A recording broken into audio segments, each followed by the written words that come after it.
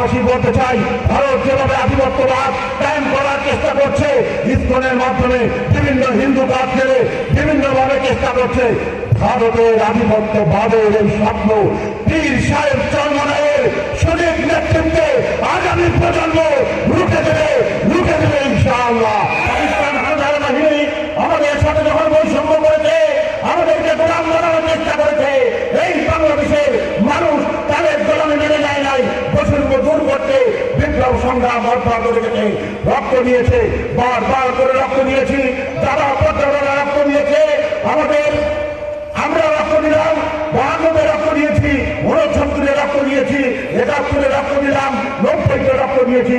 সর্বশেষ এই ফ্যাসিস্টকে দূর করতে ছাত্র জনতা ওলামায়ে কেরাম, বুদ্ধিজীবী, কৃষক, শ্রমিক প্রত্যেকে মিলে 24 আমরা দেশকে স্বাধীন করেছিলাম। স্বপ্ন আমাদের ছিল একটি কল্যাণ রাষ্ট্র গঠন করব, বেশি কিছু আমরা চাইনি। আমরা চেয়েছিলাম গণমানুষের একটি ইনসাফপূর্ণ শাসন ব্যবস্থা পাবে, এই জনমানুষের শান্তি আমরা নিশ্চিত করতে চেয়েছিলাম। কিন্তু বারবার করে যারা এই রাষ্ট্র ক্ষমতায় এসেছে, যারাই আমাদেরকে রাষ্ট্র পরিচালনা করতে চেয়েছে, তারাই আমাদেরকে ধোঁকা দিয়ে বোকা বানিয়েছে, নিজেরা আঙুল ফেলে পরে রাত হয়েছে, জনমানুষের কোনো মুক্তি আসে নাই। আপনারা জানেন, ইসলামী আন্দোলন বাংলাদেশ 1987 সালে প্রতিষ্ঠা লগ্ন থেকে একটি প্রতিশ্রুতি দিয়েছে। পীর সাহেব চরমনাই বলেছেন, মানুষের মুক্তি একমাত্র যদি নিশ্চিত করতে হয়, তাহলে সেটা আল্লাহর দেয়া বিধান ছাড়া কোন তন্ত্রমন্ত্রে মানুষের মুক্তি আসতে পারে না। কথা ঠিক কিনা? পীর সাহেব চরমনাই বলেছেন, শুধুমাত্র নেতা নয়, নীতির পরিবর্তন চাই।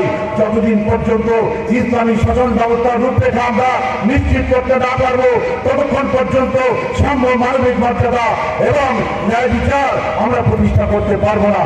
বন্ধুরা আমার, আজকে আমরা দেখছি ফ্যাসিস্টকে দূর করার পরপরই এই ফ্যাসিবাদী শক্তিকে পুনরায় তাদের মাধ্যমে আবার তাদের দোসররা, বিভিন্ন ষড়যন্ত্রকারীরা, দেশি বিদেশি চক্রান্তকারীরা আবার প্রতি বিপ্লবের কয়েকটি চেষ্টা করার পরে মানুষ তাদেরকে রুখে দিয়েছে।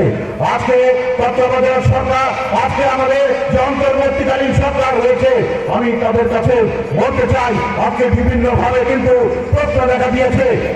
গতকালকে দেখলাম ভারতের পররাষ্ট্র সচিব বিক্রম মিশ্র, তিনি সোশ্যাল মিডিয়াতে আমরা দেখছি, তিনি সেনাবাহিনীর প্রধানের সাথে গোপনে 1 ঘন্টা কি বৈঠক করেছেন। এটা আজকে জাতির মধ্যে একটি মিশ্র প্রতিক্রিয়া দেখা দিয়েছে। কারণ আপনারা এটা করে স্বাধীনতা, বাংলাদেশের স্বাধীনতা, বাংলাদেশের নিয়াতি আত্মসমর্পণ, বাংলাদেশের জেনারেল পানি যাতে করতে যায় নাই, এটা আত্মসমর্পণ করেছিল অরুণার কাছে। সেদিন থেকে আমাদের বাংলাদেশকে প্রশ্নবিদ্ধ করা হয়েছে, বাংলার স্বাধীনতাকে। আজকে গণমানুষ চাই, এই যে বিক্রম মিস্ত্রি, তিনি যে সেনাবাহিনীর সাথে তিনি যে আঘাত করছেন, এটা আপনাদেরকে স্পষ্ট করতে হবে। আগামী বিপ্লব সংগ্রামে রাজপথে আপনাদেরকে সক্রিয় থাকার উদাত্ত আহ্বান রেখে আমার বক্তব্য এখানে শেষ করছি। লাফুন মিনাল্লাহি ওয়া ফাতহুন কারীম।